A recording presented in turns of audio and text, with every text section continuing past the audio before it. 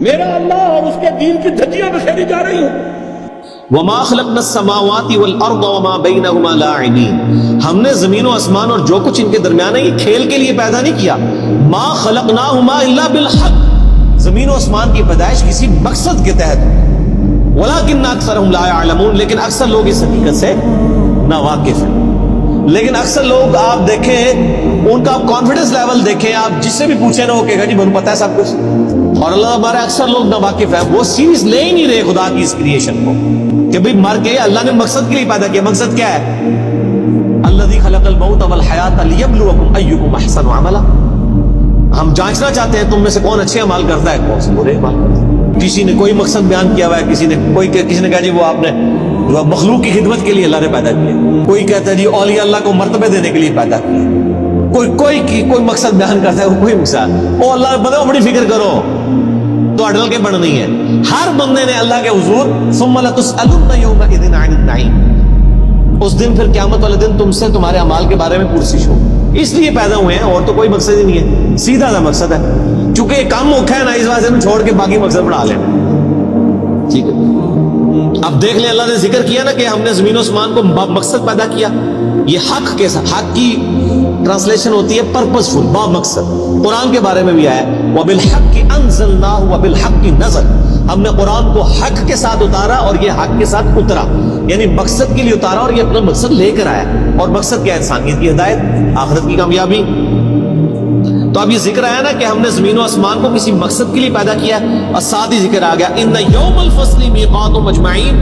یقیناً فیصلے کا دن ان سب کے لیے مقرر وقت ہے, یعنی فیصلہ ہوگا. پھر یہ نہیں ہے کہ جناب یہاں پہ آپ نے یاشی کی زندگی کی ہے تو آخرت بھی آپ کی یاشی کی ہوگی. نہیں, دنیا جو اللہ کی مرضی کی گزارے گا اسی کی آخرت اس کی مرضی کی ہوگی, اور جو دنیا میں اپنی مرضی کی زندگی گزارے گا آخرت پھر اللہ کی مرضی کی. اللہم اجرنا من النار, اللہم اجرنا من النار, اللہم اجرنا من النار. یوم لا یغنی مولا عن مولا شیئا. قیامت کا وہ دن ایسا ہوگا جب کوئی دوست کسی دوست کے ذرا کام بھی نہیں آئے گا. ولا هم ينصرون, نہ ہی ان کی مدد کی جائے گی. الا من رحم اللہ, ہاں جس پہ اللہ رحم کرے بس اللہ ہی کے رحم پہ ہوگا, کوئی کسی کے کام نہیں آئے گا. آپ کہتے رہے کہ شیخ عبد القادر جیلانی فرماتے ہیں کہ جی میں اس وقت تک جنت میں نہیں جاؤں گا جب تک اپنے سارے مرید نہ لے جاؤں. تو اسی پاوے جھوٹ مارتے رہو. اللہ فرمانے جس پہ اللہ ہی رحم کرے انہ هو العزیز الرحیم, بے شک وہی عزت والا ہے, غالب ہے اور رحم فرمانے والا ہے. غالب اتنا ہے جب چاہے پکڑ سکتا ہے, رحم یہ ہے کہ ڈھیل دیتا ہے. یار مت ماری ہوئی ہے تو اللہ کے بندو اپنی بھی عقل استعمال کرو. ان شجرۃ الزقوم, اب بڑی سخت آیات آ رہی ہیں. جنتیوں اور جہنمیوں کا سائملٹینیس کنٹراسٹ آئے گا. پہلے اللہ جہنمیوں کا ذکر کرے گا کہ ان پر کیا صورتحال جہنم میں گزرنی. بے شک زقوم کا درخت ایک کڑوا درخت, طعام الاثیم, گناہگاروں کی خوراک ہوگا. کالمہل یغلی فی البطون, پگھلے تانبے کی مانند پیٹوں میں جوش مارے گا. یعنی وہ کڑوا درخت کھانے کے بعد پیاس لگے کہ ان کو پھر پگھلا ہوا تانبے کی مانند پانی دیا جائے گا, وہ پیئیں گے تو ان کے پیٹ میں جوش مارے گا. خذوہ فاعدلوہ الی سواء الجحیم, اور اللہ کی طرف سے حکم ہوگا پکڑو اسے مجرم کو اور گھسیٹ کر دوزخ کے سینٹر میں جا کے اس کو پھینکو. ثم صبوا فوق رأسہ من عذاب الحمیم, اور پھر اس کے سر کے اوپر کھولتا ہوا پانی ڈالو عذاب دینے کے لیے. یہ میرے بھائی یہ طارق جمیل صاحب کا لیکچر بیان نہیں ہو رہا, یہ قرآن بیان ہو رہا. ذق انک انت العزیز الکریم, اللہ تعالیٰ فرمائے گا چک تو بڑی عزت والا اور بڑی جو ہے وہ کرامت والا ہے. یہ تنزیہ جملہ اللہ کی طرف سے بولا جائے گا کہ دنیا میں تو نے بڑے دعوے کیے ہوئے تھے نا کہ میں جناب میں کر دیا گا تو میں کر دیا گا, تو بڑی عزت والا ہے نا, دیکھ تیری عزت افزائی میں کر رہا ہوں, تیرے سر کے اوپر کھولتا ہوا پانی ڈالا جائے گا. اللہم اجرنا من النار, اللہم اجرنا من النار.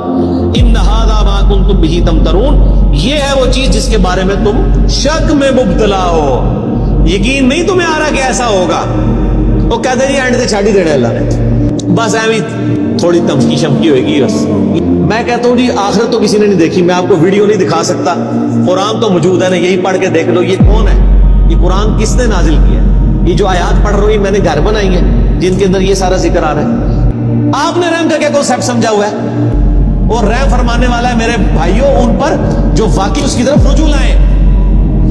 وہ ابو جہل کے اوپر رحم فرمانے والا نہیں ہے, وہ فرعون کے اوپر رحم فرمانے والا نہیں ہے، نبیوں کے ماننے والوں پر رحم فرمانے والا۔ اٹ کو حوصلے تھے مسالہ بیان کرنی ہے بند کرو، ٹھیک ہوگا جی۔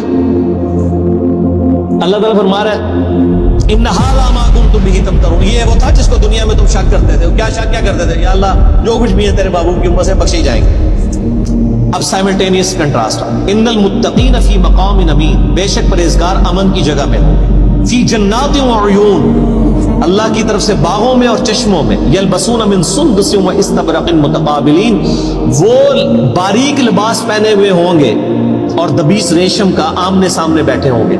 یعنی ان کا جو لباس ہے، اللہ فرماتا ہے موٹی ریشم کی ان کی یعنی تہمد ہوگی یا شلوار ہوگی یا پینٹ کوئی بھی ہوگی، اور اوپر کرتے ان کے باریک لباس ہو۔ کذالک، اور یوں ہی، وزوجناہم بحور عین، ہم ان کو بیاہ دیں گے موٹی آنکھوں والی حوروں کے ساتھ۔ اب یہ حوروں کی ڈیٹیل کے لیے آپ طارق جبیر صاحب کے لیکچر دیکھیں۔